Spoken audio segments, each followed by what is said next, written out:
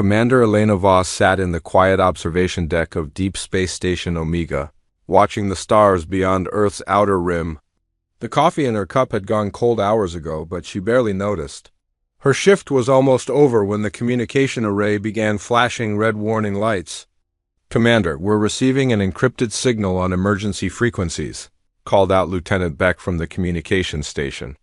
His voice carried an urgency that made Elena set down her cup and move quickly to his workstation. The signal was weak and breaking up badly. Static filled the speakers as Elena leaned over Beck's shoulder to examine the readouts. "Can you clean this up?" she asked. Beck's fingers danced across his controls, adjusting filters and boosters. Slowly, a voice emerged from the chaos. It was speaking in a language Elena had never heard before, but the universal translator kicked in after a few moments. "This is Captain Nira of the Lumani trade vessel Star Whisper," the voice said, trembling with fear. "We are sending this message to any civilized species who might receive it. Our homeworld has fallen. The Korthic Empire has enslaved our entire population. We are refugees running for our lives." Elena felt her blood run cold. The Lumani were known throughout this sector as peaceful traders who had never harmed anyone. Their ships carried art, music, and cultural exchanges between worlds, not weapons. The message continued. "The Korthic are not like other conquerors. They do not seek territory or resources. They hunt peaceful species for sport and enslavement. They call us cattle. In the past year, they have destroyed 17 different civilizations. The Helleni, the Korth, the Vexstar, all gone. Their populations taken as slaves." Elena grabbed Beck's arm. "Are you recording this?" "Yes, Commander, every word." "Captain." Nira's voice grew more desperate. "We have tactical data on their fleet movements and military capabilities. They follow a pattern. First, they study peaceful species from a distance. Then they strike without warning, targeting civilian populations and infrastructure. Resistance is met with complete genocide. Surrender means eternal slavery." The signal flickered and Elena could hear weapon fire in the background. Other voices were shouting in the alien language, panic clear in their tones. "We are transmitting all our data on Korthak tactics and fleet compositions," Nira continued. "If anyone receives this message, please warn others. The Korthak expand in all directions. No peaceful species is safe. They view non-violent civilizations as weakness, to be exploited." Elena turned to Lieutenant Beck. "How many ships are in this refugee fleet?" Beck checked his sensors. "I'm reading approximately 50 vessels, Commander. Mostly civilian craft, no significant weapons signatures." The transmission resumed with more background noise. "Our navigation? Systems indicate we are entering a star system marked as belonging to a species called humans. We have heard conflicting reports about your kind. Some say you are peaceful traders like us. Others whisper that you are something different. Something the Korthak fear to name." Elena raised an eyebrow. She had never heard of the Korthak being afraid of anything. "If you are indeed peaceful, we beg your forgiveness for bringing danger to your space. If you are something else, something stronger, then perhaps there is hope. We are being hunted by 3 Korthak battle groups. Our ships are damaged and running low on power. We cannot run much longer." The signal began to degrade rapidly. Captain Nira's voice became strained and urgent. "Please, whoever receives this message, do not let our sacrifice be meaningless. The galaxy is full of species like ours, peaceful peoples who create beauty and knowledge. The Korthak will destroy them all if no one stands against them. They believe strength only comes from violence and that gentleness equals weakness. Prove them wrong." Elena watched the sensor displays as Beck enhanced the long-range scanners. What she saw made her stomach drop. 3 massive signatures were approaching the Lumani fleet's position at high speed. The energy readings were off the charts. "Commander," Beck said quietly, "those are warships. Big ones, and they're closing fast on the refugee fleet." Elena stared at the tactical display. The Lumani ships were moving slowly, clearly damaged and struggling. The pursuing vessels showed no signs of slowing down. She had minutes to make a decision that could change everything. She had heard stories about the Korthik in intelligence briefings, but they had always seemed like distant threats, other people's problems in far-off sectors of space. Now they were here in human space, hunting innocent civilians. Beck, patch me through to Earth Command immediately. Priority Alpha protocols. Commander, that's for planetary emergencies only. This is a planetary emergency, maybe a galactic one. Elena moved to her command chair and activated her personal communication array. And Beck, start sending out activation codes. Which codes, Commander? Elena looked at the pursuing warships on her display. Each one was larger than anything in the current human fleet. But size wasn't everything. Humanity had learned that lesson the hard way throughout their violent history. All of them, every ship, every station, every defense platform. Send out Protocol 7. Beck's face went pale. Protocol 7 was the full mobilization of Earth's military forces. It hadn't been used since the colony wars 50 years ago. Commander, are you sure? Protocol 7 authorizes the activation of the entire Deathworlder defense fleet, every battle group, every special forces unit, every experimental weapons platform. Elena nodded grimly. The Lumani said the Korthak have destroyed 17 civilizations, 17 entire species wiped out or enslaved. Look at those sensor readings, Beck. Those aren't patrol ships or scouts. Those are planet killers, and they're in our space now. The communication array crackled as the signal from the Lumani fleet became weaker. Captain Neera's voice cut through the static one last time. To any humans who receive this message, we are sorry for bringing this war to your door. But perhaps you are the answer we have been searching for. Perhaps you are the ones who will finally stand up to the Korthik and show them that the gentle peoples of the galaxy are not alone. Elena stood up from her command chair as alarms began sounding throughout the station. All across human space, ships would be powering up weapon systems and calculating jump coordinates.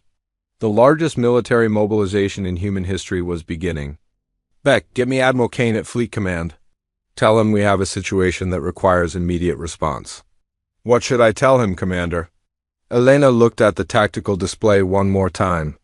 The Korthik warships were almost within weapons range of the Lumani refugees. On Earth and dozens of colony worlds, human warships were preparing for battle.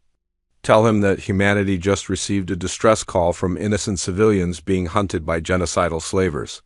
Tell him that we're about to show these Korthik what happens when predators threaten the innocent in human space.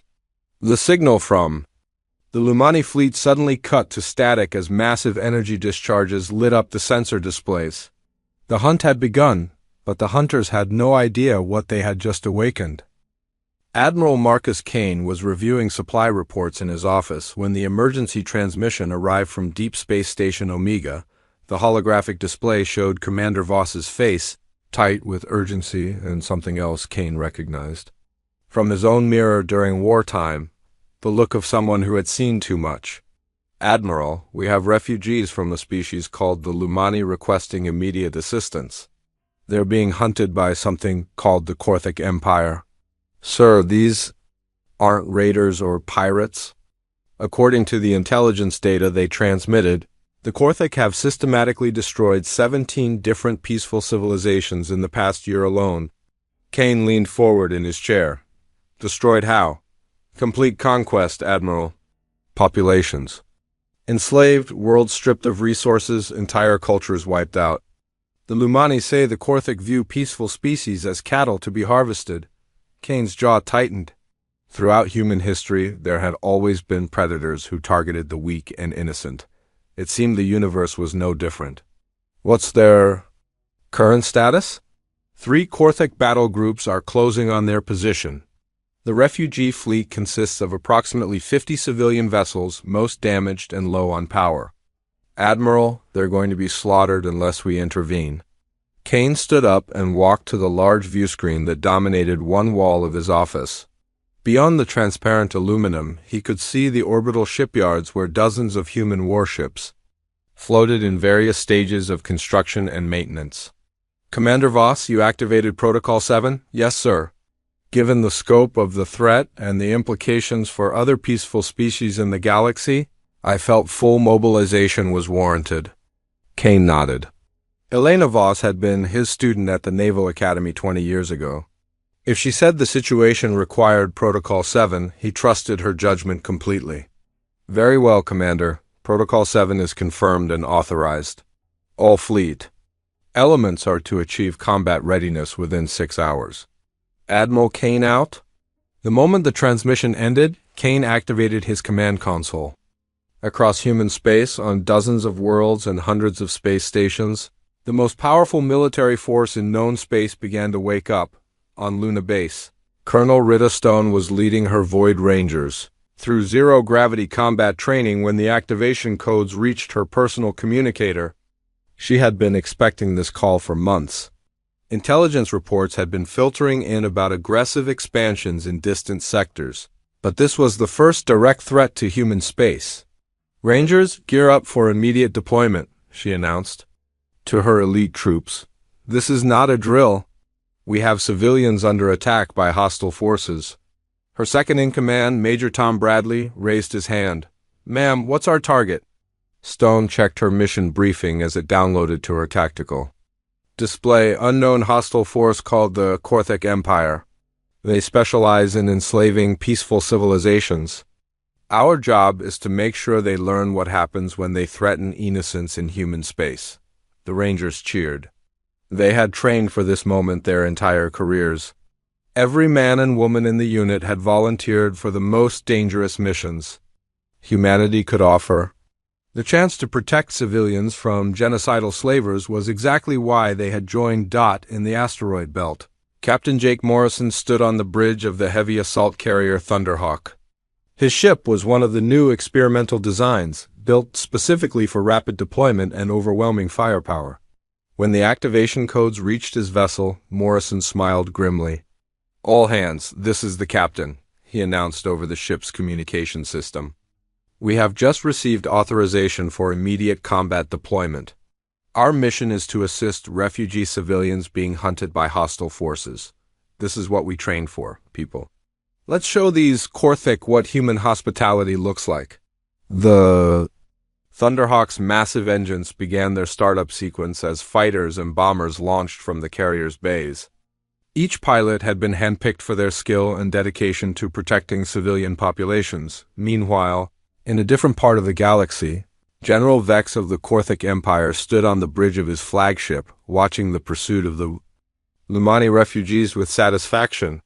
The hunt had been entertaining so far, but it was almost over. The prey animals were slowing down, their primitive ships failing one by one. General, we are detecting some unusual energy signatures from the system ahead, reported his tactical officer, a scarred warrior named Commander Thrak. It appears to be inhabited by a species calling themselves humans. Vex examined the sensor data with mild interest. What do we know about these humans? Very little, sir.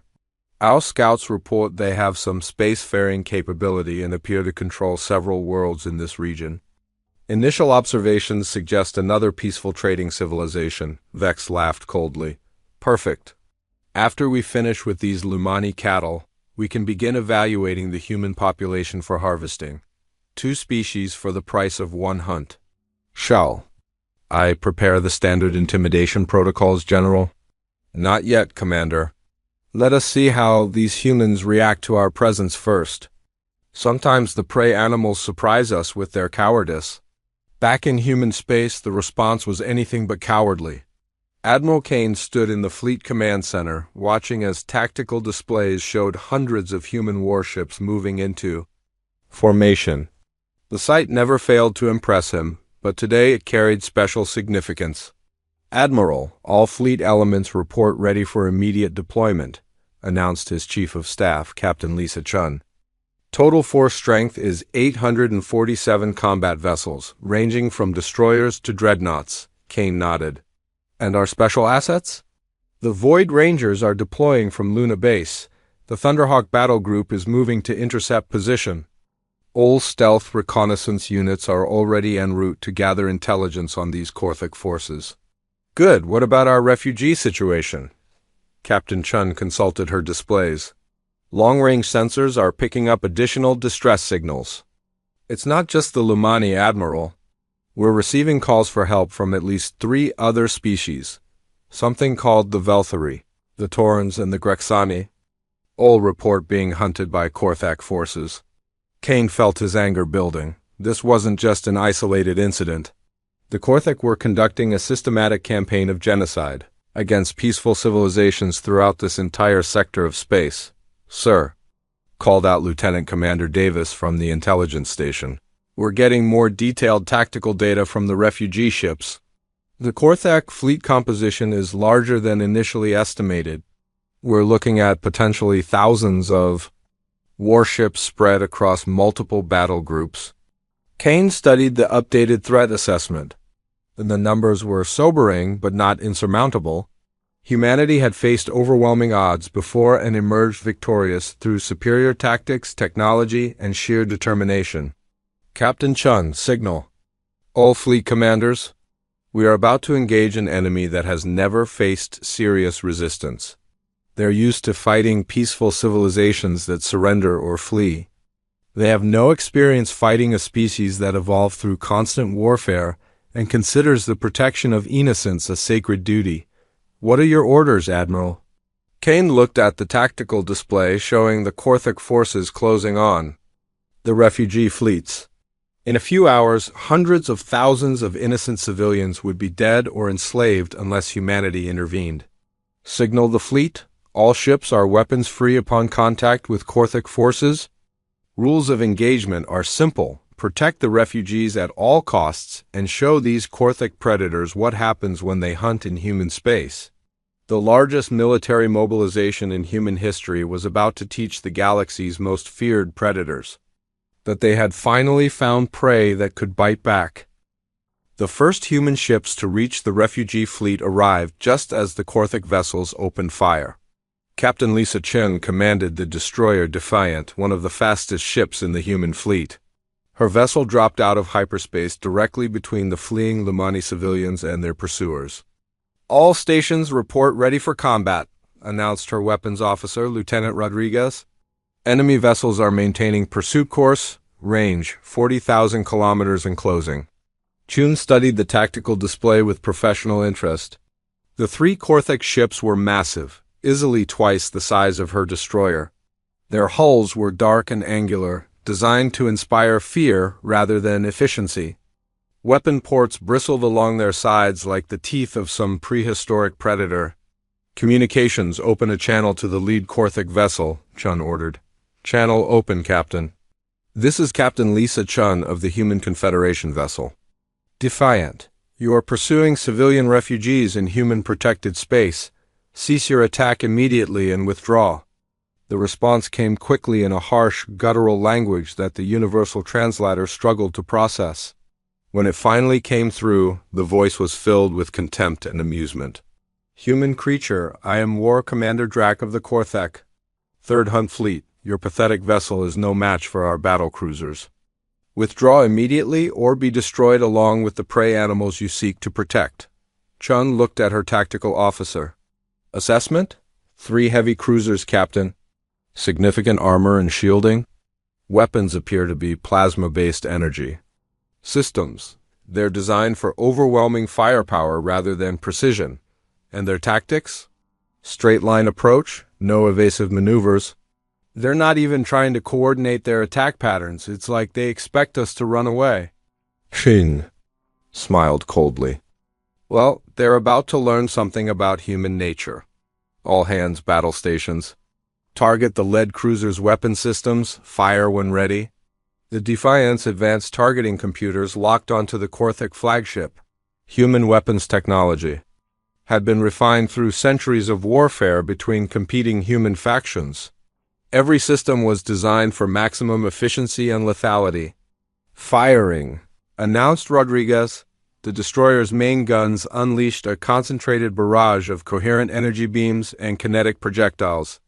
The Korthak ship's shields flared and collapsed under the precise assault. Secondary explosions rippled along its hull as weapon systems were systematically destroyed. "Direct hits, Captain. Enemy vessels' forward weapons are offline." War Commander Drax's voice came over the communication channel, no longer filled with contempt but with confusion and growing anger. Impossible! Your tiny vessel cannot damage our battlecruiser. Chun keyed her microphone. Commander Drax, you've spent so long hunting defenseless civilians that you've forgotten what real combat looks like. Allow me to remind you. The Defiant accelerated toward the 3 Korthik ships, its engines pushing the destroyer to speeds that would have torn apart most vessels. Chun had trained her crew for this exact type of engagement, a smaller, faster ship taking on larger opponents through superior tactics and precision weapons fire. Enemy vessels are attempting to target us, reported the tactical officer. Their guns are too slow to track our movements. Maintain evasive pattern Charlie 7. Target their engines and shield generators. The human destroyer danced between the massive Korthik cruisers, its weapons finding weak points in their armor while avoiding their return fire. The aliens had clearly never faced an opponent that refused to fight by their rules. On the bridge of his flagship, War Commander Drax watched in growing disbelief as the human vessel systematically disabled his ships. His tactical officers were shouting reports about shield failures and weapon malfunctions. How is this possible? He demanded. They are just one small ship. Commander, their weapons are more advanced than anything in our database, replied his chief engineer. And their pilot is using tactics we have never encountered. They strike and withdraw before we can respond. Drax had commanded hundreds of successful hunts against peaceful species throughout the galaxy. In every case, the prey animals had either fled in terror or surrendered immediately when faced with the overwhelming might of Korthik battlecruisers. This human ship was doing neither. Status of the prey fleet? He asked. The Lumani vessels have increased speed and are moving away from our position. We cannot pursue while engaged with this human ship. On the Defiant, Captain Chun received a priority transmission from Admiral Kane. Captain Chun, what's your status? Engaging 3 Korthik heavy cruisers, Admiral. They're big and heavily armed, but their tactics are primitive. They expect their enemies to be intimidated by size and firepower. They have no experience fighting an opponent that shoots back effectively. Can you hold them? Chun looked at her tactical display. 2 of the Korthik ships were drifting powerless, their engines and weapons destroyed. The 3rd was trying to disengage, but her weapons officer was already targeting its escape systems. Admiral, I don't think holding them will be necessary. These Korthik have been fighting defenseless civilians for so long they've forgotten basic combat principles. They broadcast their intentions, they don't coordinate their attacks, and they rely entirely on intimidation rather than tactical skill. Understood, Captain. The Lumani refugees report that more Korthik forces are en route. We're sending additional ships to your position. Copy that, Admiral? We'll keep these 3 busy until reinforcements arrive. Chun cut the transmission and turned back to her crew.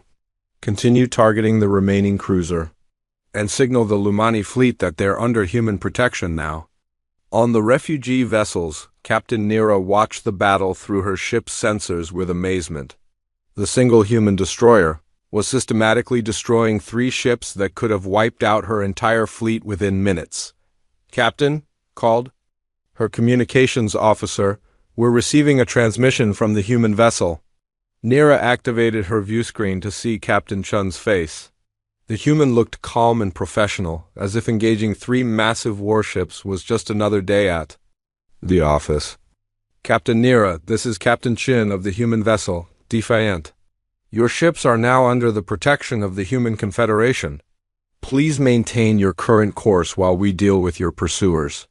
Captain Chun, how is your small ship defeating those massive Korthik cruisers? Chun smiled. Captain, the Korthik have made a critical error. They've spent so long hunting peaceful prey that they've forgotten how to fight a real battle. They expect fear and surrender. What they're getting is several centuries of human military evolution applied to their destruction. We cannot thank you enough for your intervention, but our intelligence indicates that these are only scouts. The main Korthik fleets are much larger. Don't worry about that. Captain Nira, We've been waiting our entire history for someone to threaten innocent civilians in our space. The Korthek are about to learn why peaceful species across the galaxy are going to sleep safer tonight. As if, to emphasize her point, the final Korthek cruiser exploded in a brilliant flash as the Defiant's weapons found its reactor core.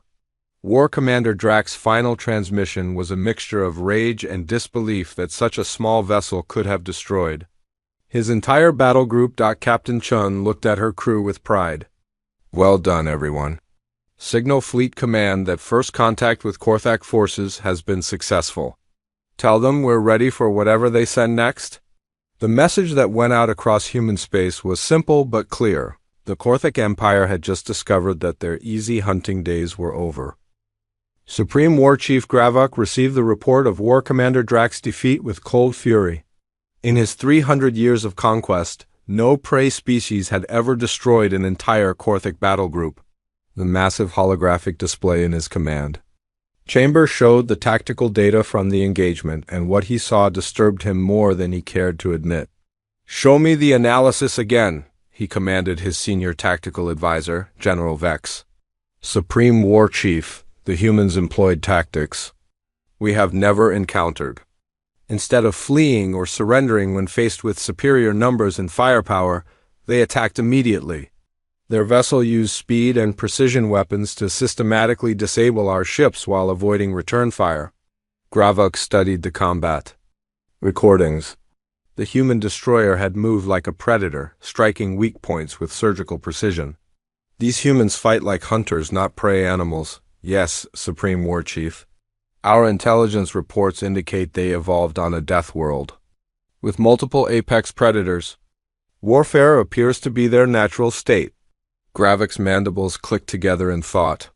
In all his conquests, he had never faced a species that had evolved through constant conflict. The peaceful civilizations they usually hunted had developed art, philosophy, and advanced technology, but they had no experience with real violence. "What is the status of our main invasion fleet?" "Approaching human space with 700 battle cruisers and support vessels, Supreme War Chief." Admiral Kraft requests permission to begin the standard intimidation protocols. Denied. "These humans have already proven immune to intimidation. Signal Admiral Kraft to proceed with Conquest Pattern Omega, full fleet engagement with maximum firepower." General Vex hesitated. "Supreme War Chief, Conquest Pattern Omega has never been used against a single species. It was designed for coordinated resistance by multiple civilizations. Then we will use it to ensure these humans learn their place quickly. I will not allow one species to threaten the expansion of our empire." In human space, Admiral Kane stood in the Fleet Command Center watching the tactical displays with grim satisfaction. The early skirmishes had gone exactly as he had hoped. Human ships were engaging Korthak forces across a dozen systems, and the results were consistently favorable. "Admiral, we have confirmation from Captain Torres," reported his communications. "Officer, his stealth squadron successfully rescued the Velthari refugee fleet. No Korthak survivors." "And Major Rodriguez's ground forces?" "They've secured the Torrens evacuation site on Kepler Prime. The Korthak landing force was completely eliminated before they could harm any civilians." Kane nodded with approval.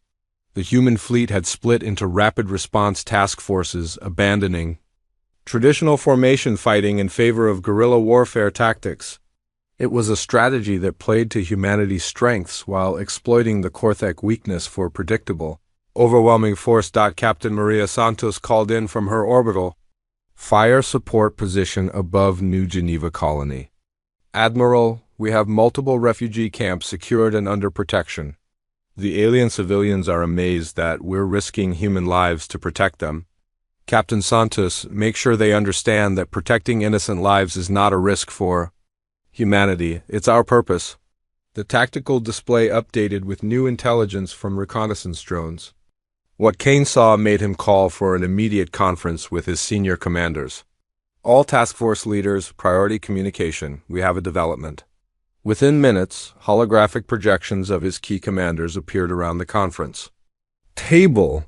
Colonel Stone from her Void Rangers command ship, Captain Morrison from the Thunderhawk, Commander Torres from his stealth squadron, and a dozen other veteran officers.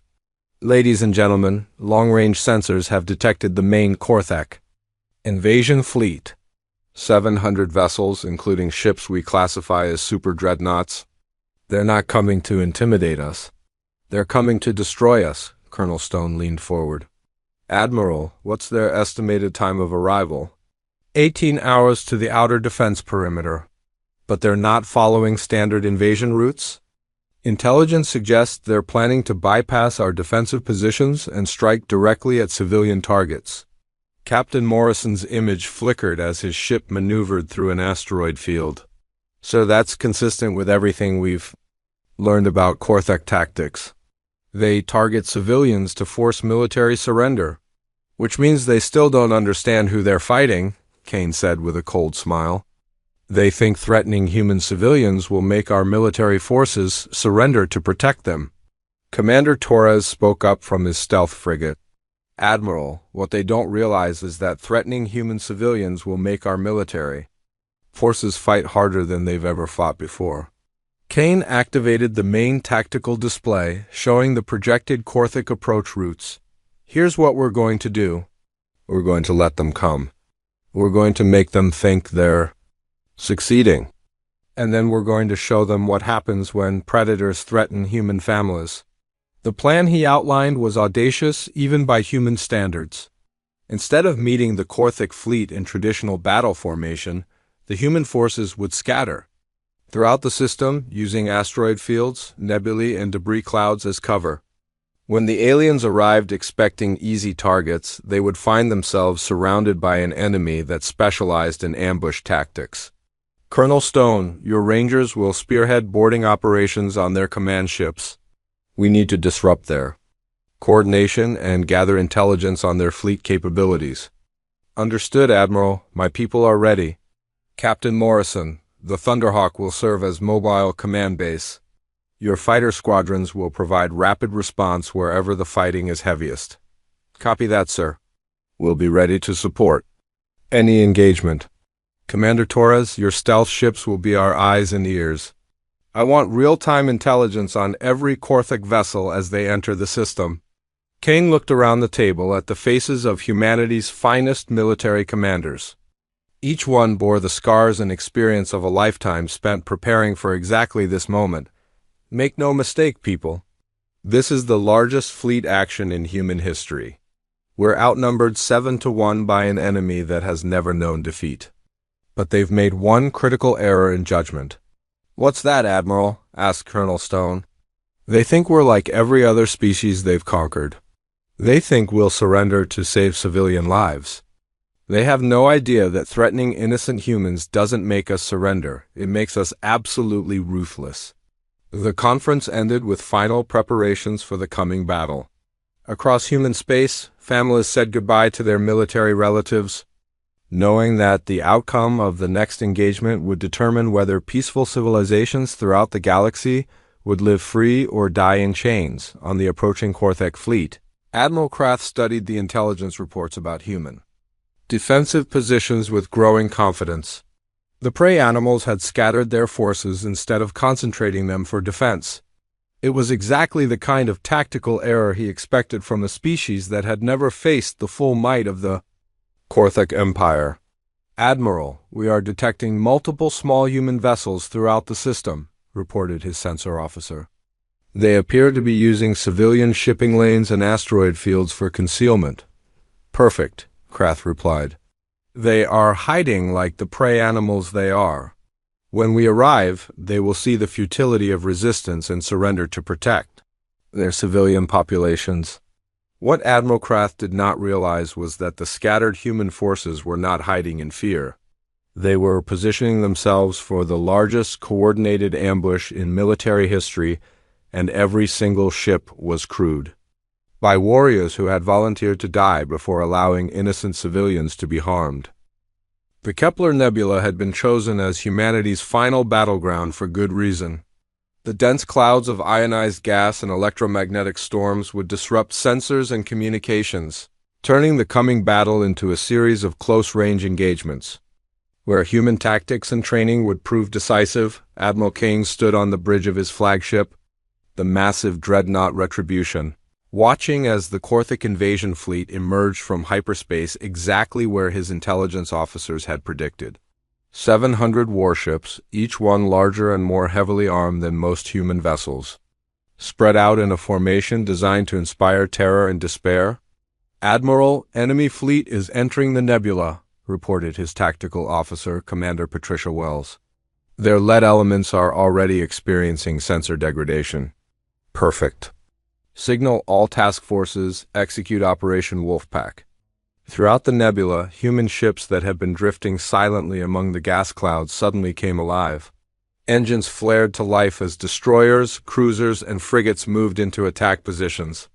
The carefully planned ambush was about to begin. Captain David Park commanded the experimental ship Shockwave, equipped with humanity's newest weapons technology. His vessel had been hiding in the shadow of a dead asteroid for 6 hours, waiting for this moment. As the first Korthak battle cruiser passed within range, he gave the order to attack.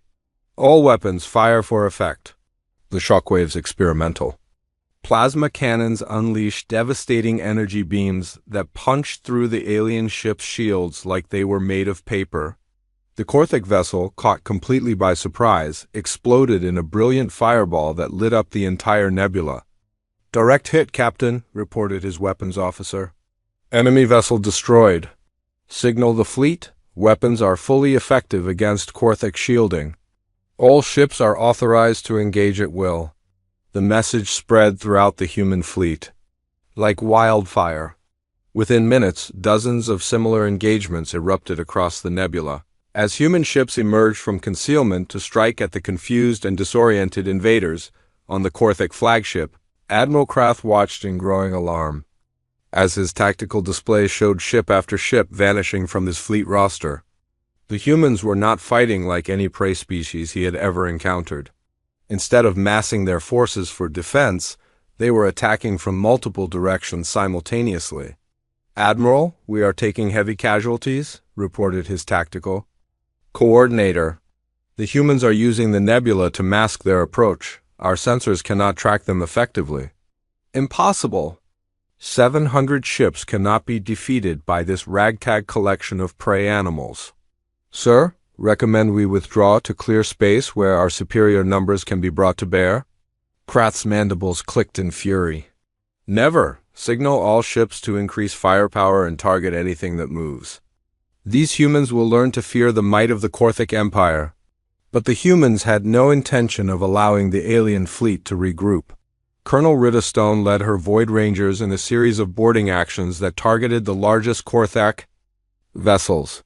Her elite troops used personal teleporter technology to appear directly on enemy bridges, eliminating command crews before they could coordinate their defenses.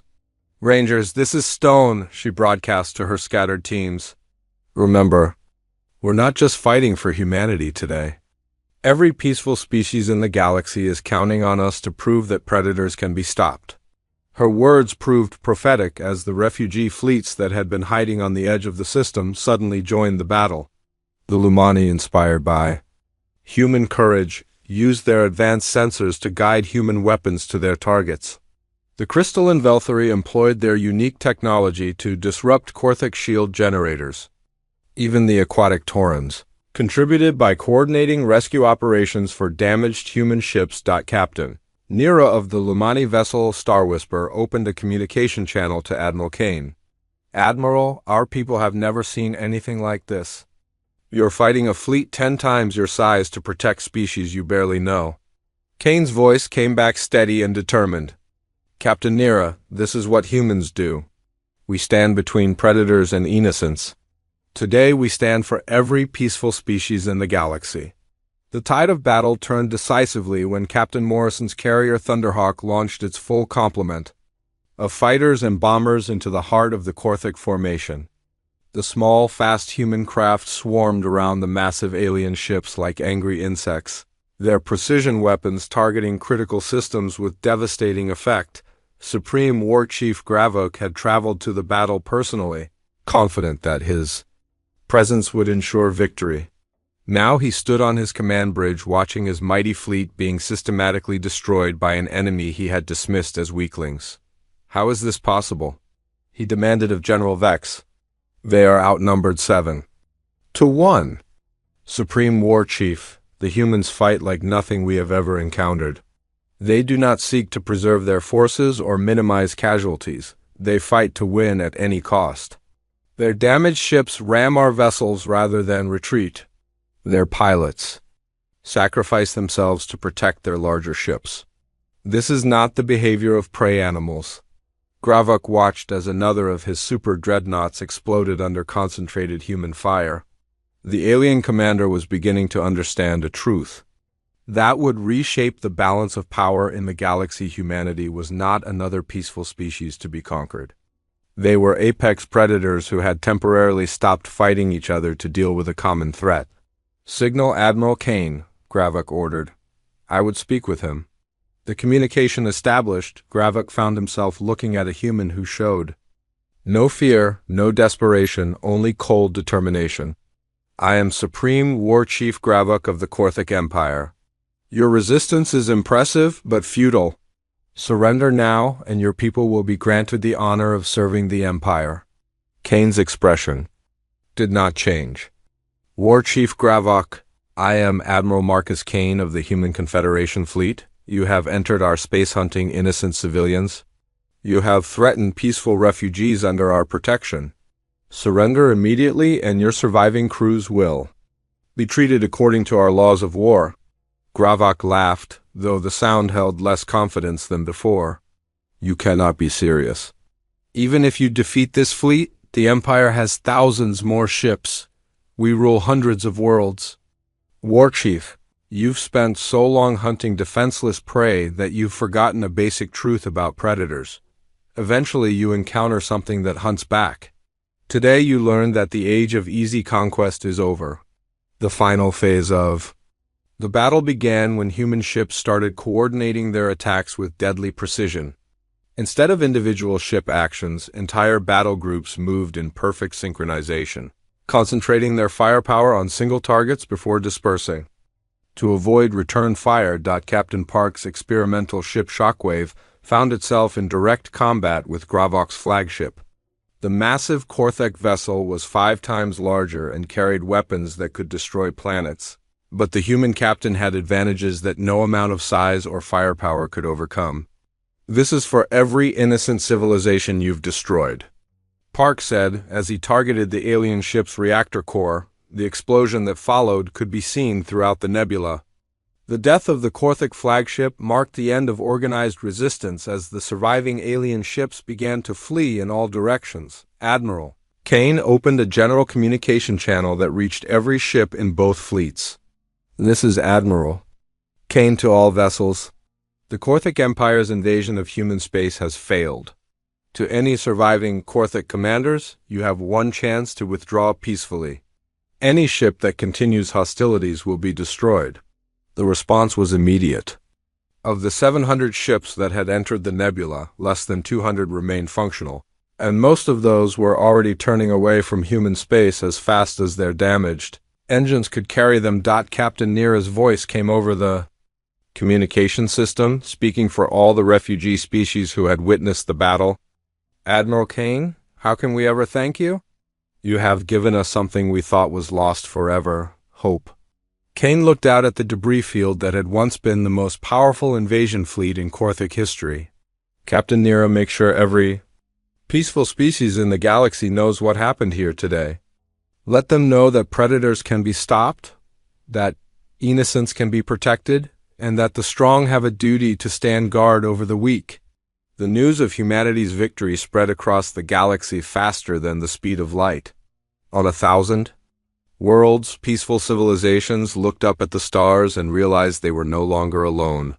The age of the Korthic Empire was ending, and the age of human protection had begun. In the months that followed, refugee species established new homes under human protection. The galaxy's trade routes became safe again as human patrol ships ensured that the strong could no longer prey upon the weak without consequence. The Korthic Empire faced with the first military defeat in their history, sued for peace rather than face the full wrath of a species that had turned the protection of innocence into an art form. The treaty that ended the war established humanity as the unofficial guardians of peaceful civilizations throughout the galaxy. Admiral Kane, promoted to Grand Admiral for his victory, stood once again in his office looking out at the orbital shipyards. But now, instead of preparing for war, human ships were escorting refugee fleets to new homes and ensuring that never again would predators hunt unopposed in the dark between the stars.